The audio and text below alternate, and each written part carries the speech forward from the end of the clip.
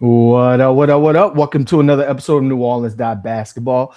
I am your host, Raphael, Rattler, joined by my fellow middle brother, Garrick G. Money. What's popping with you, bro? Welcome to springtime. Spring forward, lose an hour.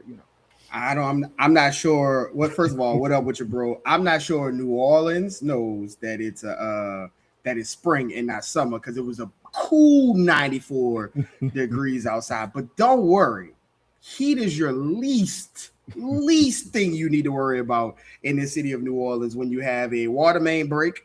You have the Cox internet outage going on every 10 seconds. And people are dealing with energy bills. So, I always call it the unholy trinity. But is you got your holy trinity with your spices and things you cook with. And you got your unholy trinity that you got to deal with in New Orleans. But yeah, man, outside of that, everything is all good on this side, man. Enjoying that there is some bad basketball being played, but there's also some good basketball being played, and some of it is being played by the New Orleans Pelicans. So I am enjoying it. We just got back from LA. Let me tell you, into it. Let's talk about that, man. Yeah. Let's talk about it because let me tell you, give us a little bit of a side to vent a little bit. Our AI overlords, they are being expedited by people like Steve Ballmer, who created who built the Intuit Dome. Because for a building that is called the Intuit Dome, it is not very intuitive for fans to get in. Needing an app to get into the game, whether you are a season ticket holder, all the way down to somebody else who is not there for the Clippers, everybody has to have an app, and then also you have to have a payment method attached to the app to get any kind of concessions. It just wasn't very, very user friendly. But being in that building, it is a mecca. It is incredible. It is a cathedral of basketball. I think it is very innovative, but there's a lot of things going on. And crypto, I'm gonna say it. It wasn't as live as it wasn't as live as I thought it was gonna be. I mean, maybe it's the Pelicans, maybe people not checking for the Pelicans. There's always that. But you got Luka, you got LeBron in the house that Kobe built, the house that Shaq built, and it just didn't have a lot of pizzazz to it. The Pelicans went out there, did their best, competed in both games, lost at the end. But just the difference between the two venues is very stark, bro. Yeah, I mean, I'm a tech nerd, so I can appreciate what Ballmer is trying to do. And at the end of the day, data is the new currency, and so collecting as much data as possible on every person that enters your state is genius. And I wouldn't be shocked if more teams tend to follow this moving forward, not just basketball, football, baseball, whatever. I wouldn't be shocked. But to your point, like, for it being the newest arena in the NBA, it's a hell of an experience from the beginning to the end. Like, they keep the viewer engaged, whether you're not like the biggest fan and you just want to kind of see all the flashing lights and see what the hell is going on, or whether you're in the game. Like, literally, there's not really a bad seat on the house. The wall thing is kind of cool, kind of college-y, things like that. Like, it's a really cool concept.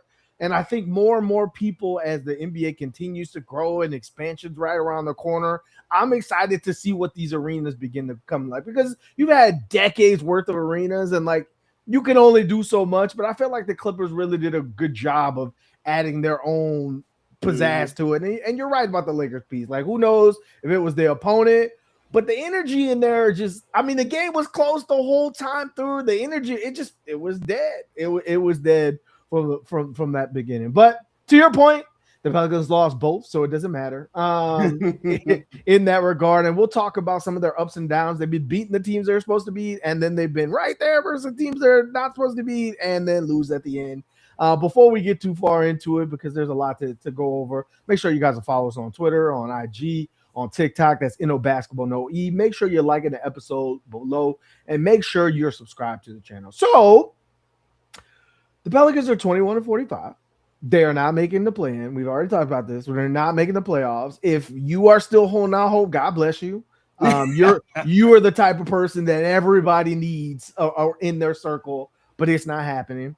At the current moment, they are the sixth best odds to get the number one pick. Now, You and I talked about this off the pod. I think they're going to fall into that A spot because Dallas ain't trying to win, and I think they're going to pass them. The Grizzlies ain't trying to win. I think they're going to pass them, and that's where I think they're going to sit. So I think you're going to end up giving Atlanta the 8th best odds in the lottery, which again, it's crazy that like the narrative around the Derek Queen trade is what it is because of the risk, but like there's still a lottery. Like the Maps weren't the best odds to get the Cooper Flag last year. They had one of the worst odds, like literally the 1% chance. So like if the Pelicans end up giving a top 3 pick in a loaded draft class, everyone's going to say, I told you so, even if it's the 8th best odds. And then if you're a New Orleans fan, you're hoping that 8th best odds turns into like pick 10. So you could be like, wouldn't you rather Derek Queen over?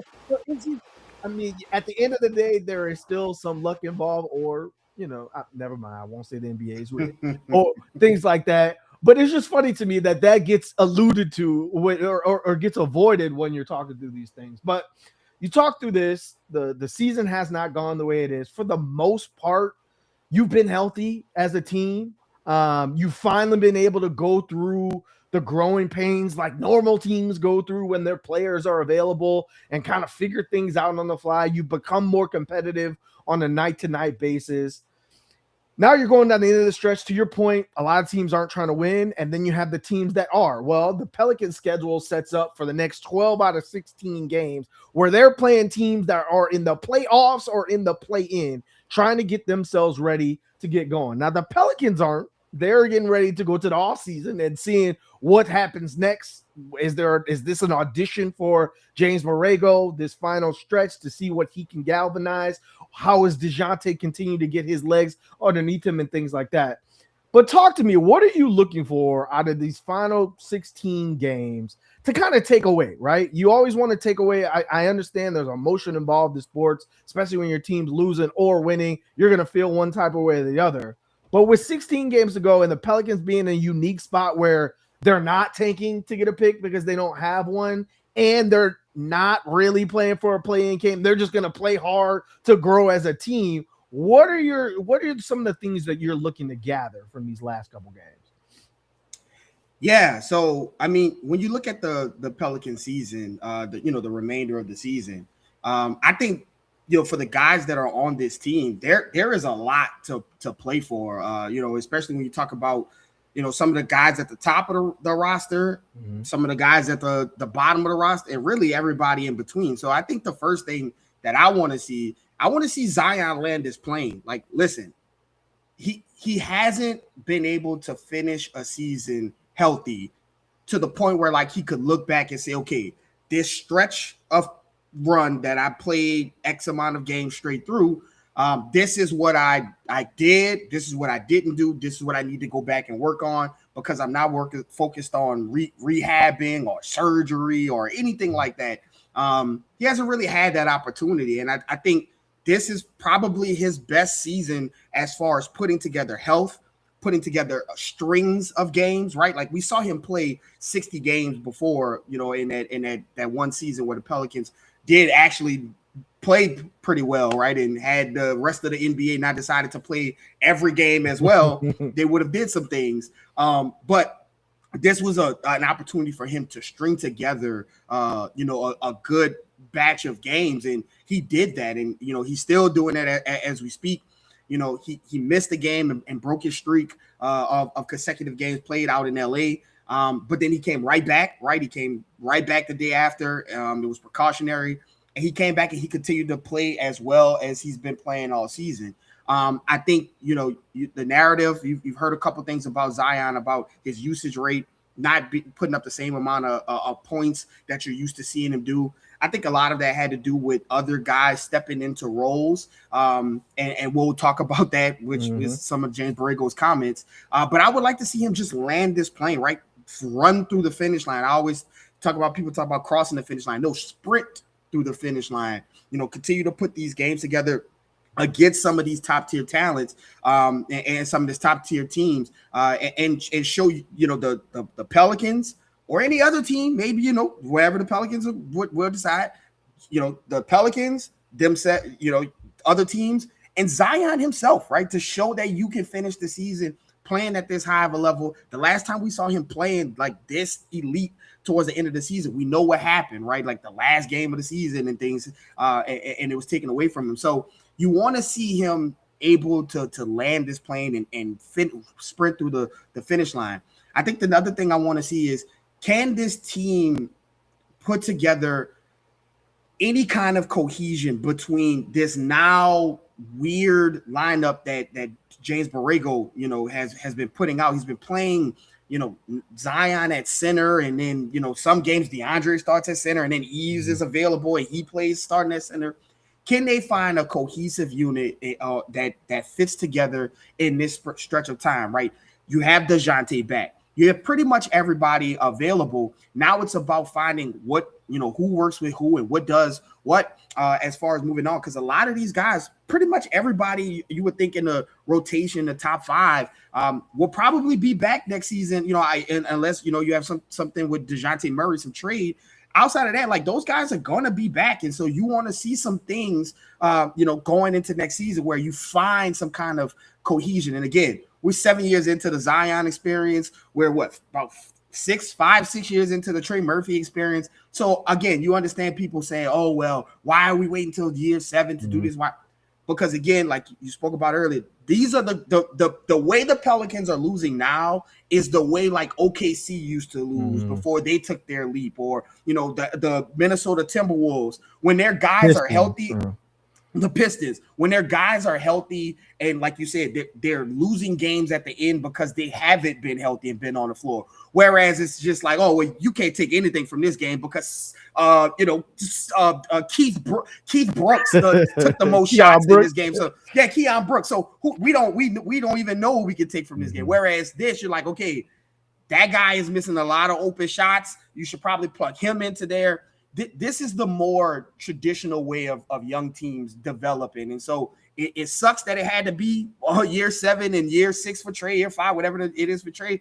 But it is you're seeing those losses now. So I want to see if they can find a group of guys that are playing well together and a cohesive. I think Jay Borrego is still searching for that. We've seen a lot of wonky connections and things like that. But I want to see that. And I think my last thing is, obviously, I just want to see Jeremiah Fears and Derek Queen also land their plane. I think they both had up and down seasons. I think you see Jeremiah Fears kind of hitting a stride right now and playing the best. It kind of sucks that the season is going to be ended soon, because I think he's just now finding his rhythm and getting into the groove of things. But I just think that if Jeremiah Fears can continue to play, and Derek Queen can get back to some of the things that we saw at the earlier of the year. It seems like his rookie wall has been a little bit more prolonged and more, announced than Jeremiah Fears. And I think it's because Derek Queen had that start to the season where everybody was like, uh-oh, and now obviously the picks and things attached to him.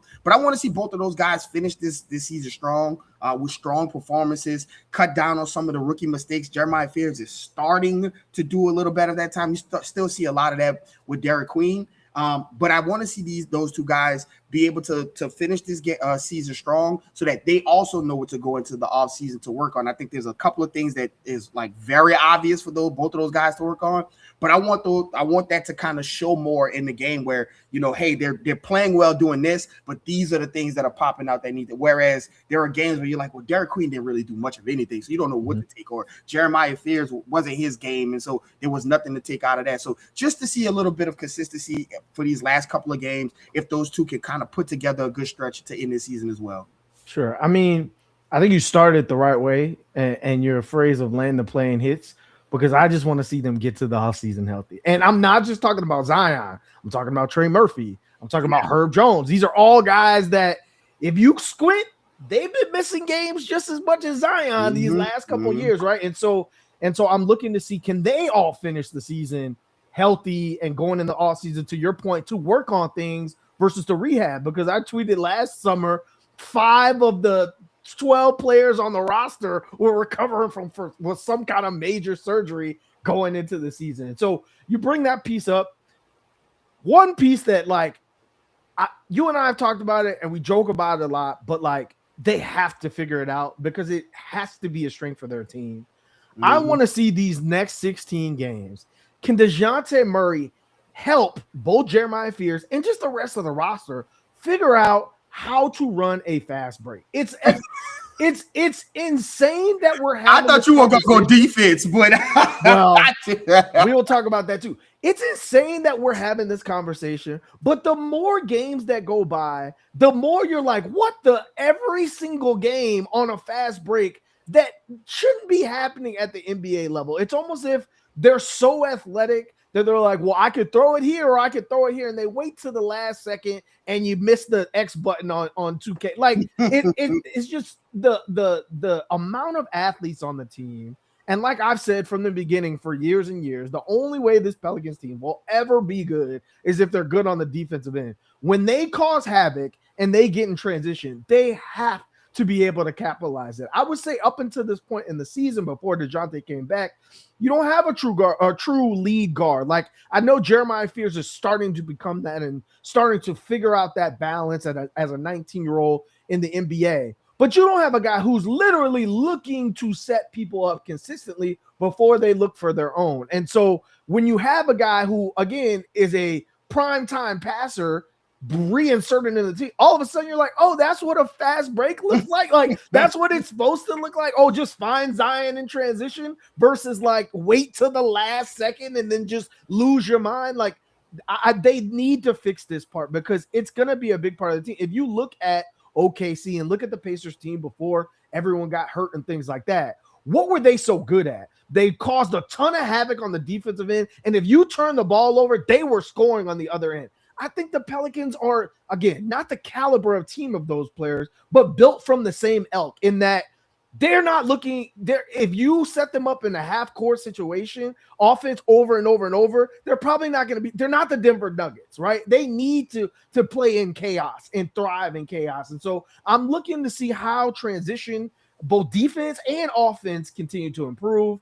Now you brought up the defense piece, and James Borrego has talked about this for months now. At this point, we're focused on the defensive end because, again, you got a bunch of scorers. I won't say shooters. You got a bunch of scorers on this team that all thrive with the ball in their hands, but also are iffy on defense. But I would argue all have the capability to at least be decent. There's no traffic cones in their rotation where you couldn't at least be certain. Even Derek Queen, who's probably the worst of the 10, 11 guys who've been playing as of late, I still think, and he's shown flashes of competitiveness on the defensive end. It's just the consistency. And I know defense is typically the last thing that rookies learn and learn to get underneath their feet. I mean, look at Luka. He's an MVP and still does not give a damn on the other side. But in order for this team to be successful, everyone's got to buy in, especially if you don't have a lot of rim protection on the other end. So, like, you've got to kind of figure those things out and kind of see, okay, can we build some consistency? Because if you really, again, squint, when the Pelicans are playing good teams, a lot of times they're more locked in. A lot of times they're more disruptive. And Trey Murphy alluded to it at the last practice. He's like, we were playing teams that weren't trying to win. And now we're about to play teams that are trying to win. And we're looking at it as a litmus test because you're not about to get high-stake playoffs a minute from this team this year. So in these situations, what is your attention to detail on the defensive end, right? And those are things that you can take into the offseason and see. You see that snapshot right there? That's how you need to play going into next season so you don't start off from behind. The last thing, and kind of leads us into our next point, is what the hell the rotation is going to be. You talked about the different personnel pieces that James Borrego has to play with now since they're all available. And yet you're seeing DeAndre Jordan at age 37 play over other guys and things like that. Now, James Borrego alluded to, hey, now there's going to be tough decisions. Now we have to figure out what units play well and what not. From your perspective, what are the lineups that have stood out to you, either positive or negative, that you either want to see more of and you're intrigued by, or you want to see less of and want to see some type of either change, adjustment, whatever in the offseason? I'm glad you asked me this question. So we were in LA, okay? And we went to the Clippers game, but we went to the Lakers game as well. All right. And while I was sitting in this wonderful building, crypto arena, there was some like graphics on the screen talking about LeBron, right? And one of the things they brought up was that he's old, which we all know. But then I watched the game, and I'm watching the game, and I'm seeing JJ Redick keep 41-year-old LeBron and, perennially not in the greatest shape, regardless of the men's health article feature, keeping one of those guys on the floor at all times. And that brings me to my pet peeve, the bane of my existence. I have tweeted about it the entire season, from Willie Green to James Borrego and everybody in between. I don't understand the infatuation with trying to have any sort of lineup on the floor that does not include Zion and or Trey Murphy, who are not 41 years old and or not perennially out of shape now with Zion, right? So that is one lineup that I need James Borrego to exercise himself of, because it doesn't work. It just doesn't. And he's tried to let Jordan Poole keep the offense afloat. That obviously doesn't work. He's tried to let Jeremiah Fairs and Derek Queen kind of run this like young gun lineup. It works sometimes, but not all the time, and not enough, and not very often. So to have lineups that consist of no Zion and no Trey Murphy for extended period of time, and then you lose control of a lead, or the lead expands, or whatever the case is, and then you try to have them come in and save the day off the bench, it's just not conducive, and you're not putting players in the best positions to win. You have offensive linchpins that can be on the floor. One can be on the floor at every time. So you should utilize that, especially with Zion committing himself to playing the back-to-backs and playing in as many games as possible. Push it, test him, put him out there, and when Trey sits, put Zion back out there. So that is one thing that I would like to see less of, if not completely, deleted from the artillery if we can.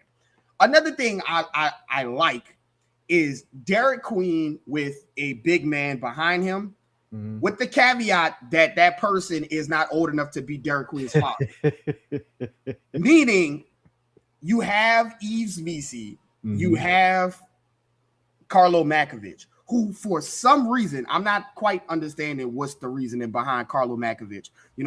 Good guy of the who covers the Pel. Schmidt informed me that they were Schmidt Dua remind me that they were losing the Carlo minutes, and obviously if you look at some of those on and off minutes, those don't look well with Carlo. But I think basketball should be a case by case basis, and I don't think you should say, okay, well, he lost these 2 quarters on the team because other things might have been going on as well, so he shouldn't play for the next 6 games. And then when you put him in, he has whatever. So I just don't understand the Carlo shunness. But Derek Queen with a big man, I think we've talked about this from before Derek Queen got drafted. If you go back and check NOB's draft preview, where we talked about Derek Queen being a power forward, we said it before he got drafted. We are now in game 60, whatever, and that still rings true. He needs to have a center behind him. He is not ready to anchor a defense. He's not ready to play the yo-yo. He's not a rim protector. I think he's a good, if you backing me down, I can keep my hand straight up, or I can come over and help on defense. But asking him to be the quarterback of a defense, which a center is just not the ideal. And then you play DeAndre Jordan behind him. You saw it with DeJounte just coming back in. Guys are not guarding DeAndre Jordan, and so DeJounte can't do any of the pick and roll, pick and pop, yo-yo, lob. He can't do any of that if both people are running to DeJounte immediately as soon as he comes off the screen. And so I think there has to be some kind of landing spot where you can play Derek Queen at the 4 and also give DeJounte, a threat on and in the pick and roll part that's not Derek Queen, who also needs the ball in his hand to be the most effective. And I think that person is Carlo or Yves Missi, especially Carlo with his ability to pop out and shoot threes. And so I think that is one of the things that I would really like to see. It looks much better on the floor when you have two tall guys, and one of them is Derek Queen, who can be anywhere from a point guard to a power forward on the offensive side of the ball. And so his uniqueness gives you that ability to play that. Obviously, he gets beat on defense, and having a guy behind him would help in that sense. And so I think those two are the real two lineups that I really would not like to see, and what I would like to see more when talking about Derek Queen and a center behind him. And honestly, I wish we could have seen it more. We won't see a lot of it, but I think a lineup that I would like to have seen would have been Zion at point, right? Zion at point with Trey and Sadiq and Guy and Carlo, guys who can really stretch the floor. Show me what that 5-out offense looks like for a stretcher or two, where Zion's at the top of the key, flanked by guys who can knock down an open shot, and maybe have ease in the dunker position as the late. If you want to come up and help, I can throw it over the top, just to see a little bit more of that, because I just don't think we got a lot of that lineup. So that's the one I would really, really like to see. But those two Derek Queen at center / Derek Queen at power forward with DeAndre Jordan behind him, get it out of there. The Trey and Zion-less lineups, I don't need to see any more of those ever again. I already know they're not that good. Well, again, I think every team, every fan base probably hates when one of their stars is not on the floor. I think everyone has made that argument, especially for a team that is struggling so bad as the Pelicans. I echo you 1,000%. Now, again, I think DeAndre Jordan has done so much for this team off of the floor, because what if he's been able to do as a veteran in the locker room for Derek, absolutely, for Jeremiah, for Carlo, for Zion, and things like that, just to get them talking and get them to be a more collaborative group. But at this point, not just the age, but Garrick, there's 16 games left in the season. DeAndre Jordan might retire this offseason. At this point, you're damned if you do, damned if you don't. I would throw Yves to the wolves, right? Every time Yves gets in the game, he gets a block, and he probably gets a goaltend that the Pelicans have to challenge, because the refs don't think that Yves was athletic enough to go and block. It turns out he was. To me, the only way that players get better at basketball is by playing basketball. You have seen certain spurts where Yves is a little too aggressive, right, and does a little too much, but I would rather that than, to your point, DeAndre Jordan just out there and he's setting good screens and he knows where to be, but he knows he's not trying to score. He knows he's not a threat. He knows those things. I think Yves needs all of those minutes. I think he needs to figure out all of those things. He needs to take those lumps and be able to rebound from it, because, again, to your point, I think Derek Queen is so much better when he has a center next to him. It's funny that he got to play against his old teammate in Julian Reeves, who came out and was balling in the NBA. You're like, oh, this guy might belong. Yeah, no shit. That's what Derek Queen was doing in college. There was another guy next to him eating up boards and doing all this. That's the whole idea. And so for me, I have said from the beginning, I think the best version of this team is with Yves Missi is at the 5. I just think that even if you got Herb out there, even if you got DeJounte out there pressing up on guys and being disruptors at the lane, you still need somebody back there just in case, right? They don't go by. And Carlo has shown some signs of rim protection as well. He gets chased down blocked. He gets help side blocks and things on those. I just think Carlo probably is more finesse than he is physical at this point. And so you probably look at him more before. But damn it, he's the only big on the roster who can shoot. Garrick, let me answer this question for me honestly. Outside of Trey, outside Sadiq Bey, Jordan Poole doesn't play, Jordan Hawkins doesn't play. Who do you on the Pelicans roster feel that strongly about that they're going to hit a catch and shoot three above Carlo? The list is short. And so if that's the case, you brought up in LA kind of seeing how JJ Redick was managing his team. The thing that I saw the most being that close is that when Zion touches the ball, all 5 guys are looking at Zion. The bench is looking at Zion. The fans are looking at Zion. The concession stand is looking at Zion. LeBron turned his back to Herb. Completely turned his back. Herb was in the opposite corner, and LeBron turned his back and went into the lane where I was like, this is insane. Correct. So if that's the case, why wouldn't you want to have a guy who you know at the very least is going to make 1 out of 2, just to keep them honest and to make them think twice about leaving that guy open again? And so for me, I've never understood why Carlo doesn't play. I get it. There's opportunities where he misses rebounds that he should have had. That happens for the entire team. Zion, Trey, Herb, like that's everybody. And so for me, those 2 need to see as many minutes as possible down the stretch. Whether you go in the offseason and say, we need to get better at center and let's go find someone who's more reliable than our 21-year-old or 25-year-old, whatever it might be, or it's to say, these are the things you got to get good at if you want to start next year. Like either one, regardless of what direction you plan to go for, you need to figure those things out. Now, you talk about that piece. You talk about the Andre Jordan piece. We need to have a discussion. I don't care that much that the rookies are coming off the bench. Everyone's like, man, you draft them so high, man. How are they not playing? Look at the NBA. Other than Cooper Flag, Nipple is in a perfect situation where literally he just catches and shoots off the gravity of other players. That's a great position for him. But look at the rest of those guys drafted in spots 2, 3, 4, 5, 9.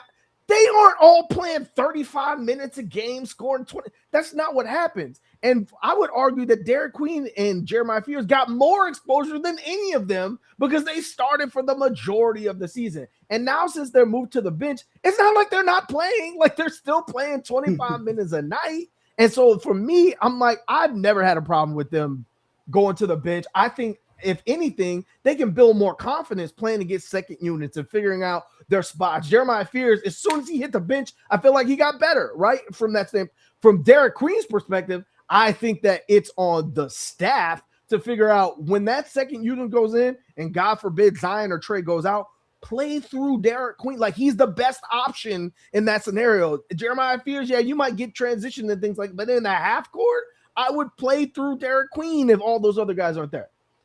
But the conversation we really need to have,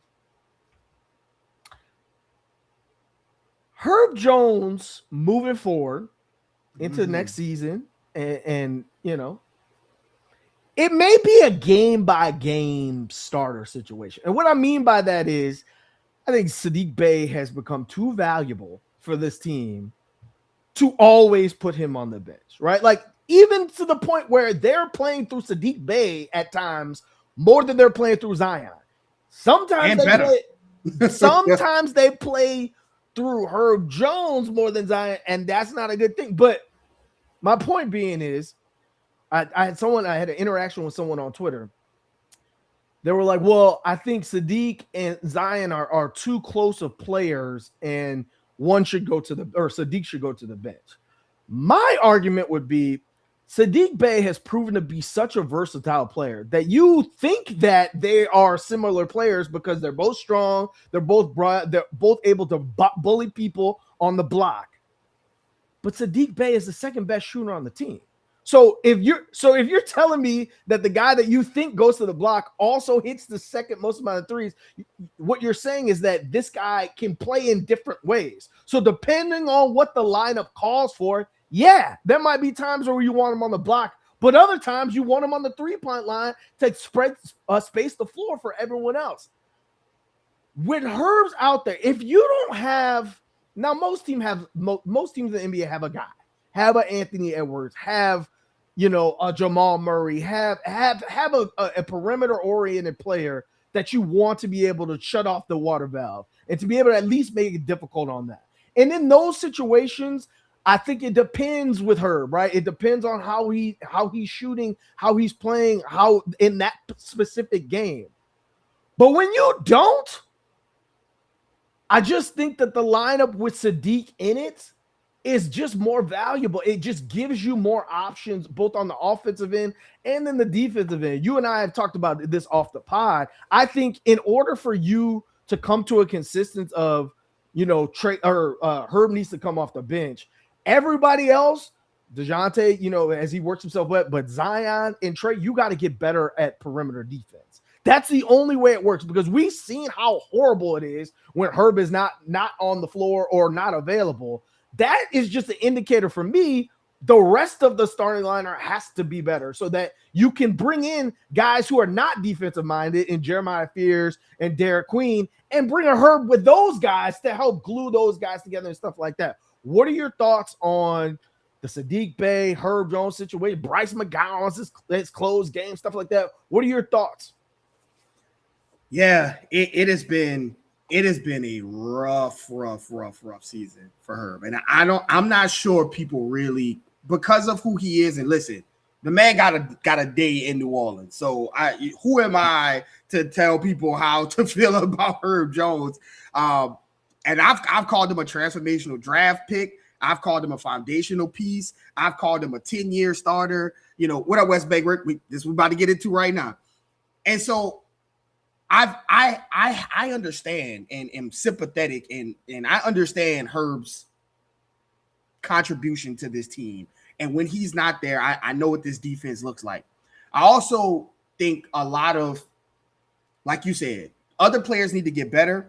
But also, I don't think you can put Herb on the bench or like not have Herb and then have Derek Queen as the center, which was a lot of times this season where Herb didn't play. And you also had Jeremiah Fears and Derek Queen in the starting lineup, which not good. Not good. So Saddiq Bey's, this is what I've talked to you about this off the pod. Saddiq Bey is not Herb. He is not on Herb. That is not who Saddiq Bey is. But I do think between Saddiq Bey and if DeJounte is stays as here and is the point guard next season, if you have both of those guys on the floor, I think you can get 60% of Herb on defense.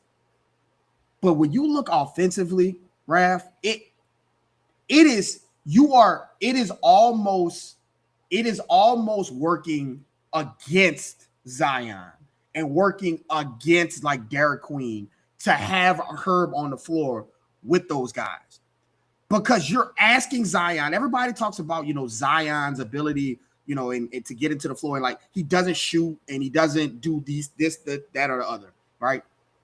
Giannis is MVP, Finals MVP, and doesn't shoot. You don't need to shoot to be dominant in the NBA. Ask Shaquille O'Neal. But I think a lot of it also has to do with the Pelicans haven't really put Zion in a good opportunity, in a good position to close some of these games because of what's around him when he's playing. This Lakers game is a great predict. We were there, front row. You talk about everybody turning it back and looking. It's one thing to have Herb out there and him not shoot. I mean, him not shooting, right? If he was 1 for 2 and you're like, he's just not shooting. Herb be going like 1 for 7, 1 for 8, 1 for 9, 1 for 2 for 10. That is a problem because defenses know that. And when you watch Herb shoot, it's almost like Herb doesn't even know. I mean, Herb knows that is not going in. And I should shoot this, so I'm going to shoot this. Right. But it also looks like he knows that it's not going in. Mm-hmm. So much so that love AD. That's our guy. AD is on the broadcast like, good for him for making a shot. And I'm like, that you can't have that for 10, 20 games in a row. It's just very difficult for Zion, for anybody to operate when you're playing with basically a non-shooter that is being left open and is shooting like they should be a shooter. And he probably should be taking those shots because they're wide open. Mm-hmm. But when you're not connecting on them, you have to look at what's the difference. Like, can you make a difference? And it's game after game after game that it happens, but it gets swept under because again, the Pelicans have a Herb Jones conundrum because if he's not out there, who's going to guard? Like West Bank Rick is asking, who's going to guard some of these best players? And so I think when we talk, I mentioned in a tweet to talk about this podcast. I think when you talk about the recent trends that can affect roster flexibility, if DeJounte has been lights out since he got back. I mean, it doesn't look like he missed a step. He's aggressively ripping people. He's playing the passing lanes.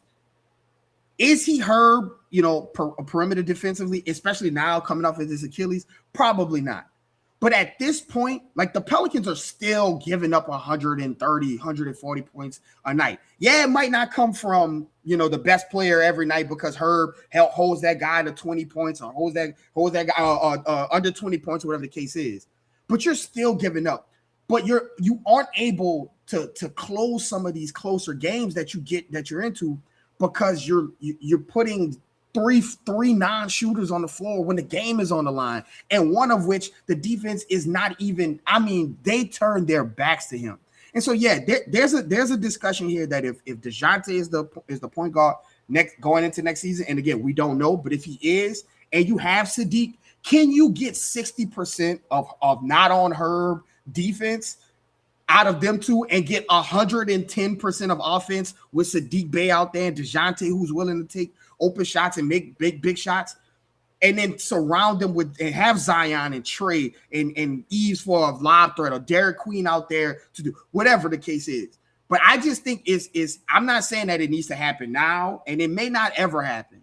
But everything when a team underperforms and underachieves, everything should be on the table, and you should take a good look at if Sadiq Bey is a better starting fit for this team. And so I think it's worth a thought. It's something that you couldn't pay me to believe that it's a statement last season. Just as soon as last season, I tweeted, I'm old enough to remember when them corner threes were automatic. I remember I tweeted about it. He was shooting like 70% from the right corner three. I remember those. He has not sniffed anywhere close to that. And so I just think that it's worth a conversation, worth looking at. Once you get into the offseason about if DeJounte is going to be there and he's going to be in the starting lineup and Zion's going to be in the starting lineup and Trey's going to be in the starting lineup, which means you probably need a big man. So you're probably going to have Zion, Eves or Carlo or Garrick Queen if you want to, whatever, at center. That fifth starter between Herb and Sadiq, it is worth a look at.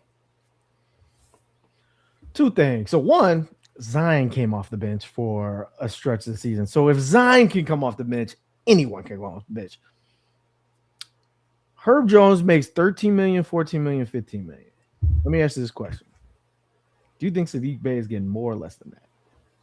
I think he's getting more than that. Okay, so then if he's getting more than that, I would agree with you. Obviously, the Pelicans have him on another great $6 million for one more year, but the contract extension talks will start this summer.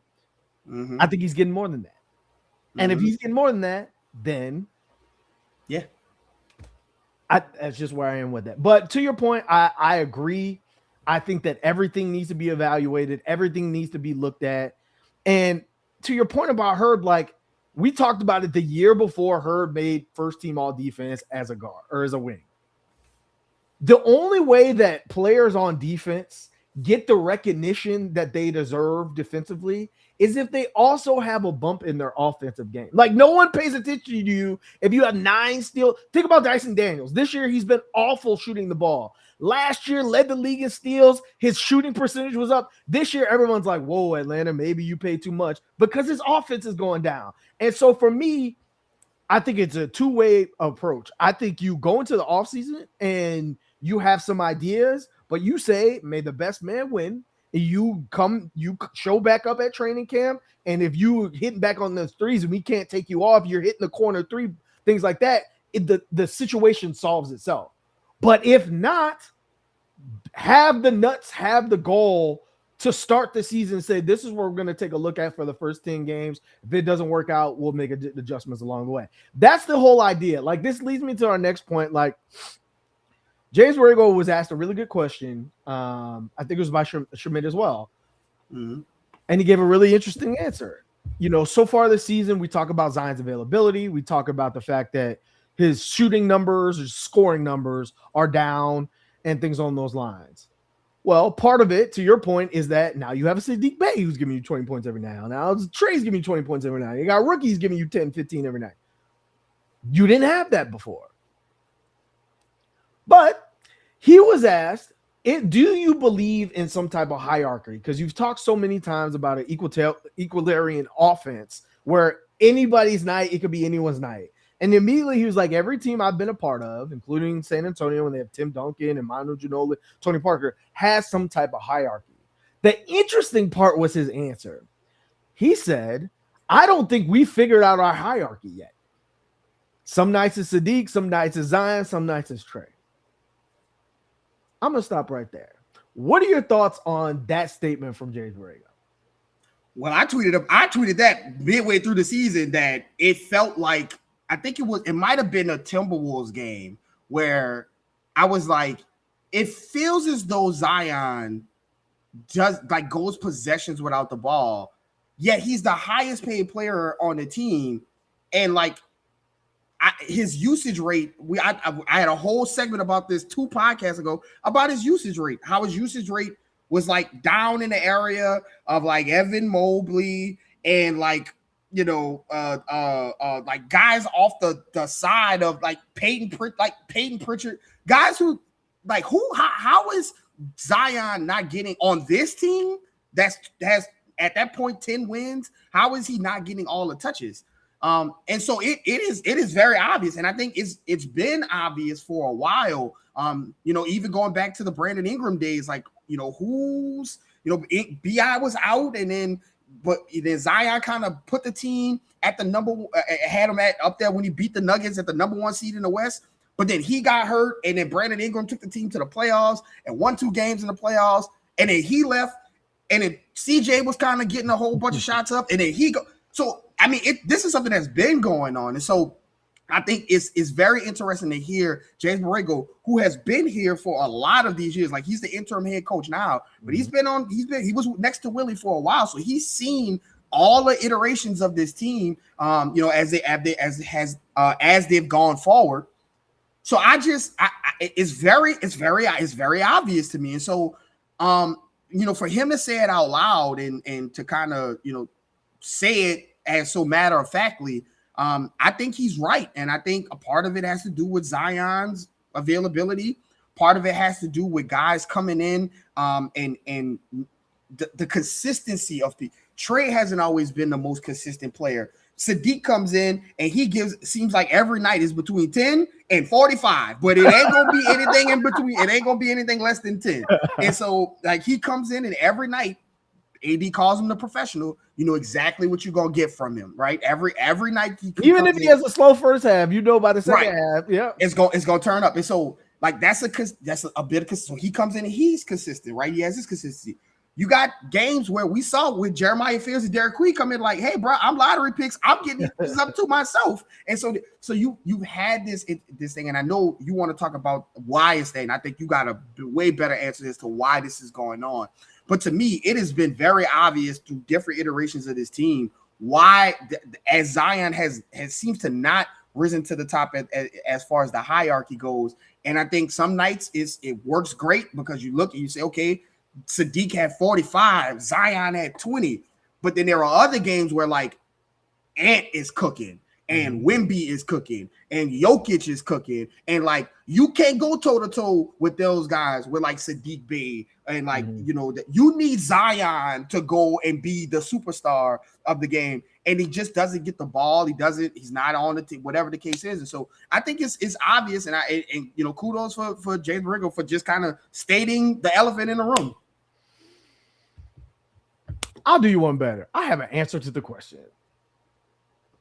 Zion has to be the focal point of this team for this team to go anywhere, right? Like, obviously, Derek Queen and Jeremiah Fields have shown some things. Trey Murphy shown some things. Sadiq Bey shown some things. But if you want to win in the league, you need a superstar. Not star, you need a superstar to take. And I still don't know if I've seen that yet from Derek Queen and Jeremiah Fields. Again, they're 19 and 20. That may arrive. But I know it's there for Zion.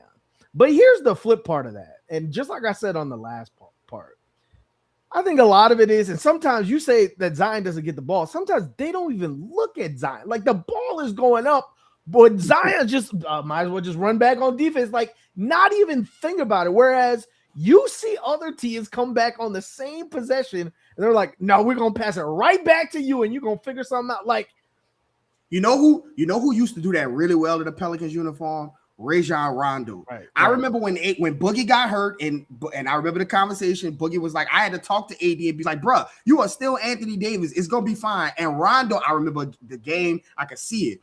AD had somebody posted, Rondo passing the ball, AD passing back. Rondo was like, hell no, right back to you. Like that is what usual superstar-driven teams look like. Go ahead with you. Not just in the NBA. It happens in college. It happens in high school. It happens in AAU. It happens in Little League. Like, you get the ball to your best player to get you a good shot. I think there is some good to having multiple options that any night somebody can give you 20, but there needs to be a hierarchy of, all right, we haven't scored in 3 minutes. Get this guy the damn ball. It needs to be part of that. But just like I said on the last pod, I think 50 to 60% of that is on the roster and on the coaching staff to not implement that. Yeah, everyone got the green light or greenish yellow light, but like that guy, get him the ball as many times as often. I think that other 40% is on Zion, because I look at games and Zion don't have 20, 25, 26. And you look at the field goal attempts. You know what I look at? I look at the rebounds and I look at the assists, because that shows me the activity. Sometimes he has some steal. I mean, he's good for 2 steals a game, a chase down block, a big block every other game, things like that. But when he has high rebound games and high assist games, we've talked about this earlier in the year, that shows me he was always around the ball. He was always taking that motion. And I think a part of what James Borrego was doing was calling him out and saying, hey, you need to go say, it doesn't matter what other people think. I'm going to go get the ball, and I already have the ball in my hands, and I'm going to do whatever the hell I want with it after that. You can't. That's what superstars do. You look at Luka, you look at Shea, you look at Cade, you look all these players in the MVP race. Yeah, they average 30 points a game, but they also average 9 rebounds and 7 assists because they're always going around the ball. That's a motor thing, and Zion needs to figure out if he has it or not. That is what this offseason to me is about for him. You get to the offseason, knock on wood, healthy. How do you get that motor where it needs to be on a night-to-night basis where you're not looking at field goal attempts? Because a lot of that, Garrick, Zion has the best second jump in the NBA. If that was the case, you would get 5 rebounds and 3 offensive rebounds every single game, which guess what leads to more shot attempts, which guess what leads to more points. So a lot of it takes care of itself in that scenario. So to me, I'm looking at Zion and saying, now you had a season to figure out yourself, figure out your body, figure out what it takes to be a professional, figure out what your team needs. Now at the players exit meetings, we need to have the conversation, Zion, we need more. We need more from you. So figure out whatever that looks like this offseason. Let's figure it out together, because you cannot start next season without at least 7 rebounds a game, with at least 5 rebounds, right? Because that's the only way we're successful. Tatum came back fresh off of ACL. First game, Achilles. First game, had 8 rebounds. That's like, what I'm saying. And Zion can look into rebound. There's so many when I'm like, oh, that should be Zion's rebound. And there's games like we've talked about when, and you're about to see a stretch of it. When it's the good games, we talk about the Wembanyama game. We talk about some of these Anthony Edwards game, some of these high stake games where some of the good teams, he revs it up. But that's not the superstar does it every game. You talk about Giannis, you know what to expect every game. The motor is there every game. I think that's the switch for Zion. Now, that is number one. He should be number one, and they need to figure it out how to make him number one. Number 2, I don't think is Trey Murphy. I think Derek Queen should be the first option off the bench. I don't think it's Sadiq Bey. I think DeJounte Murray should have the ball in his hands the second most, because he is a true, I see it in the comments, he is a true floor general. Not only can he create for himself, but he can make ease better and get him 8 to 10 points just by diving to the goal over and over and over, and has the ability to make that pass. He can make Carlo better. He can make Trey better. He can make Zion better. And so everyone gets better when he has the ball in his hands, because there's 3 different things he can do with it versus, again, you look at Zion, you're anticipating the drive. You look at Trey, you're anticipating the 3. Sadiq has some different things, but he's not the playmaker that DeJounte is. And so I think that you need to run the offense through him after Zion gets his or sits down or whatever it may be, or every third possession, whatever it may be. That's how I look at that piece. Trae is going to get his part. Trae can be an all-star as a play finisher. Guess what? Klay Thompson is going to the Hall of Fame as a play finisher.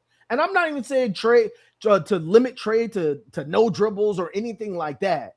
But he's going to get his points off everyone else's gravity. Everyone else is going to drive. Jeremiah Fears is going to drive. Derek Queen wants to drive. Zion wants to drive. DeJounte wants to drive. Trae is going to be open, right? So he is going to get his shots no matter what. So playing through Trae, like, I don't think that needs to be like a mainstay of the offense. Trae just needs to be on the floor, and it's going to figure itself out in one way or the other. The fourth part, everyone's worried about the rookies and, well, if all these other guys are getting the ball, this is not a two-timeline situation like Golden State.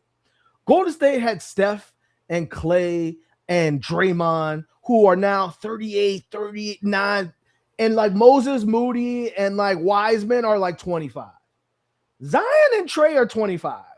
Derek Queen is 21. Like, this is not some huge two-time like that. They are gonna get there, right? And it's better. Like, if you look at some of the rookies and sophomores who've had some of the quicker developments, they weren't put in positions where they had to save the world right off the bat, right? And now I think if you put them in positions where they're coming off the bench and they're getting those, and those nights when they got it going and you let them go, that is way more conducive than watching Jeremiah Fears get 8 turnovers or watching Derek Queen not be aggressive, things like. I think that's way more conducive to growth, right? Is doing it under a healthy environment and doing with guys where you see right there. And so for me, I think that's the pecking order. I think that's the pecking order that needs to surface and that I would like to see over the next 16 games. So you can go into the offseason, whether the coaching staff is the same or whether the coaching staff, and say, okay, that's a good sample size versus good teams to say this was successful. This is how we should play, or at least try it to begin the next season. What are your thoughts?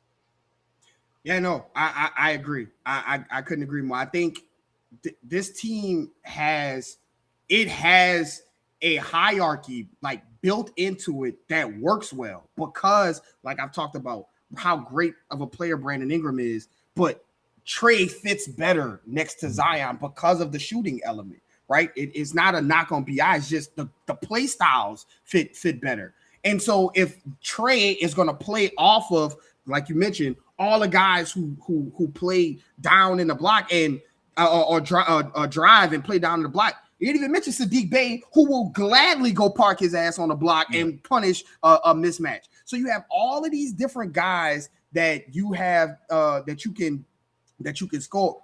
Bam finished with 83 points. That's crazy. Insane. That's insane. Insane. 30 points in the first quarter, I knew was crazy. But anyway, so yeah, you have all these guys that play downhill or play in the down on the block and things like that. Trae can fill it up over there, so that he doesn't have to push it as, okay, it's my turn now. Give me the ball and clear out. That's not Trey Murphy's game, and it has shown itself where he was the number one option, and it was difficult for him to do. And when other people came back and it was still difficult for him to do, we realized that he is a play finisher, and that is okay, right? That is perfectly fine. And then you have DeJounte, who can be the number one with the ball. Like, I have the ball in my hand, but DeJounte can also play off the ball a lot. And so I think having him as a guy with the ball in his hand, because he's such a dynamic player, can do a bunch of things. I think that is conducive to helping this team win, because he's an option, a triple threat option, no matter where he is on the floor. If he's running around screens, he can drive, he can catch and shoot, and guess what? He can also make the right pass. He can make perfect lob passes and things like that. And he's also getting his points in transition, as we've seen time and time again.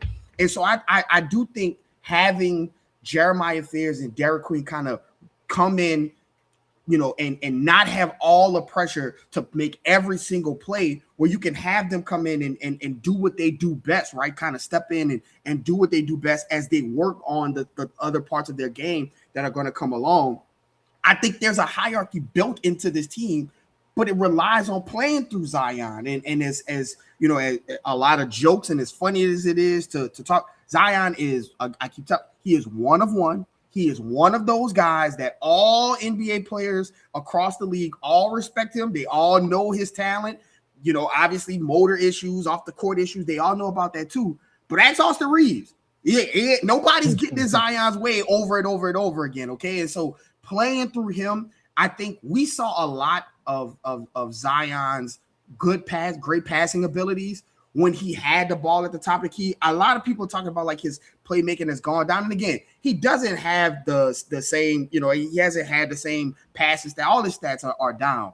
But I think a lot of the reason he hasn't passed the ball is like, bro, who is he gonna pass the ball to on the 3-point line? Like who is he kicking the ball to Herb? There's a lot of guys that aren't comfortable shooting those threes. You pass it out to them, they driving right into you again. And so I think if you gave him an opportunity to play with more freedom, more open space, with Carlo, with guys like that, you would see that point Zion is a gifted passer. Like he can make those passes. I just think you have to give him outlets and options to make those passes get better. And again, so like I said, I think there's a hierarchy built in, but it revolves around playing through Zion. And if you want this team to work and be good, as long as Zion is on the team, he has to be the best player. He's otherwise, like, you're asking him to stand in a corner or like he has to be on the ball. He has to be the guy with the ball in his hands. And then after that, you can go to DeJounte, you can go to Derek Queen. But I think the natural hierarchy of these pieces that you've put around Zion start with Zion having the ball and being your number one option. Yeah, there's nobody else on the team where all 5 guys on the defense are looking at them as soon as they catch the ball. There's no, not Sadiq Bey, not Trey Murphy, not Derek Queen. There's no one else on the team where the entire defense shifts as soon as he touches the ball. That's just the gravity of him. Now, you bring up a really good point about things to change. Obviously, with 16 games to go, you're expecting some changes this offseason, but also a lot of the Pelicans roster is pretty much on the roster next year too. Bryce McGowers comes in. Obviously, he fractured his toe. So you hope that's okay and that, it's not a serious recovery. But like that alludes to the point that you're making.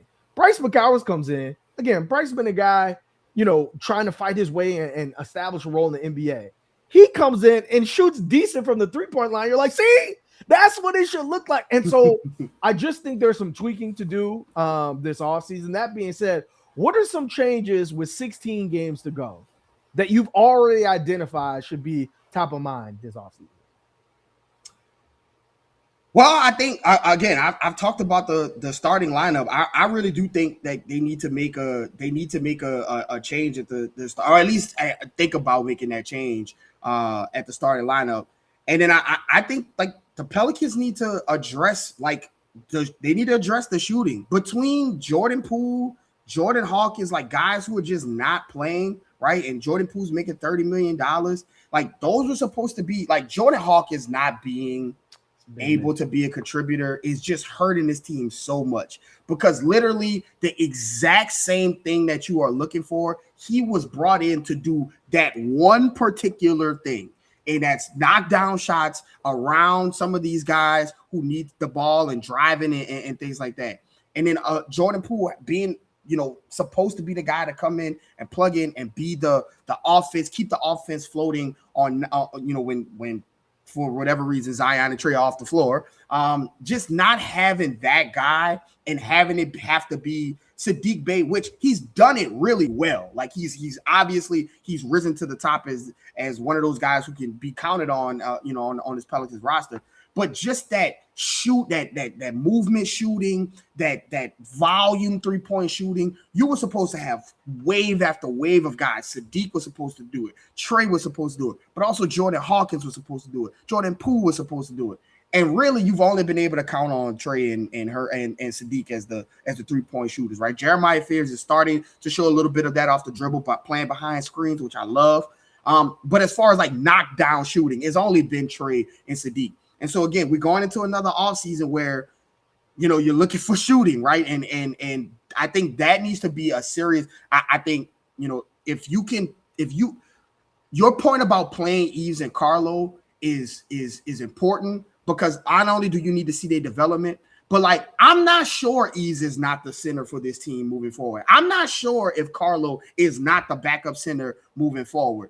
And so I think in order to go into the offseason and know what you need to address, That is the specific position where you may have an answer, but you don't know because you're not playing as much. And you're playing DeAndre Jordan and was playing Kevon Looney, and Hunter Dickinson was the first substitution of the season. Like, yeah, I remember that.